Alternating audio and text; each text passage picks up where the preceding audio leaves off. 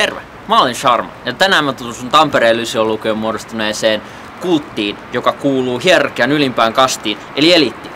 Tossa on sisäänkäynti. Mennään sisään.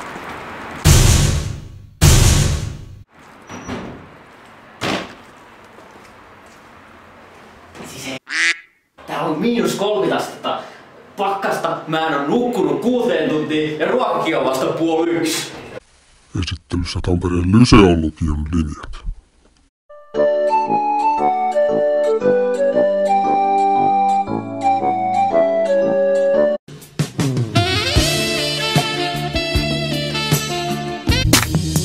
They see me rolling, they hating, patrolling and trying to catch me riding dirty, trying to catch me riding dirty, trying to catch me riding dirty, trying to catch me riding dirty, trying to catch me riding dirty.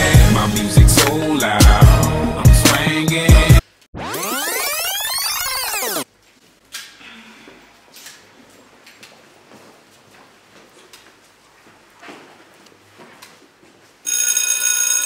Mut tää on todellisuus. Kelatkaa, nää tekee tätä joka päivä täällä. Me varmaan hakee jotain lipukkeita jostain toimistolta, että ne saa ruokaa.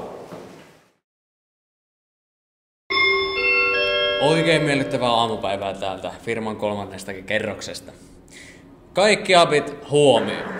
Sumutorvi soi. Tämä on aivan turhaa. Siihen malliin. Tämä on helpompaa ja parempi ruoka. Ilijärvinen puhelin pois. Minun tulee pitää käytä. Niin, kuten olin sanomassakin, niin kohta pääsen onneksi eläkkeelle. Sitten voin lukea paljon hyvää kirjallisuutta. Näinkö teitä? Es ist sehr unangenehm. Wer ist Äpfel? Ich hasse die Äpfel!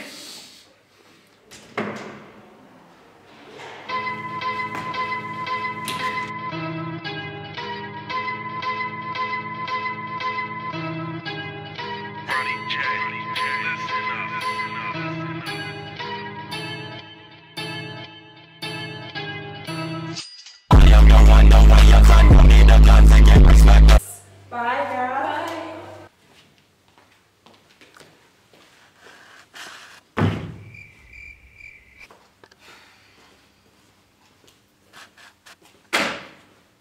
Niin, koska Suomi on itsenäistynyt? Ja minä. 1917.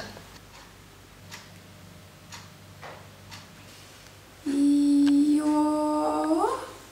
Onko muita ideoita? Tän kultin kokoontumiset on täynnä kaasta. Mitään ei tapahdu, kaikki on myöhässä. Käydään kattoo mitä ne tekee. Tietenkin voi ajatella, mulla on oikeus ajatella mitenkä mä haluun. Jos mä haluan ajatella, että Mango on paras, niin silloin Mango on mun mielestä paras. muitten! En mä pyöräkään! Moi! Anteeksi, mä oon vähän myöhässä. No niin, kiva, te ootte kaikki jo täällä. Hei, otapas ne pois ne kuulokkeet, tässä on tärkeitä asioita. Oho, yksistä keikkaa. No ei tässä mitään. Ei kun herra jästäs, kello on jo noin paljon. Ei teidän pitää mennä tunnille. Ei kun ne oli vielä näitä laskuja, ottakaa se. Telkkarimaksuja, apimaksuja, sit oli niitä apiristeilymaksuja ja sit oli kans ne studiomaksut. Se hei, muistakaa, että sitten autatte vähän meidän sitä talonmaalausprojektia ja hei, sit oli vielä Hannun studiomaksut. Kyllä ne oli ihan silleen, ihan mukavaahan se oli, että pakko myöntää, että oli se välillä vähän rankkaa, mutta ehkä parhainta oli sitten talvikkeet, joita piti paketoida, kun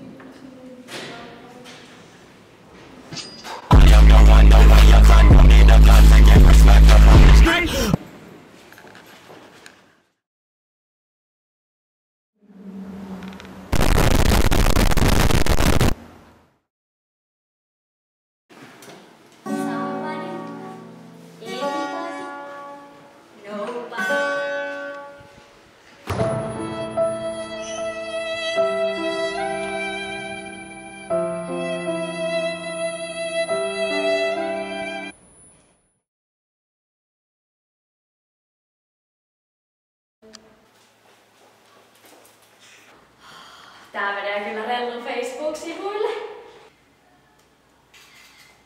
Kohta 100 kyllä tykkäyksiä.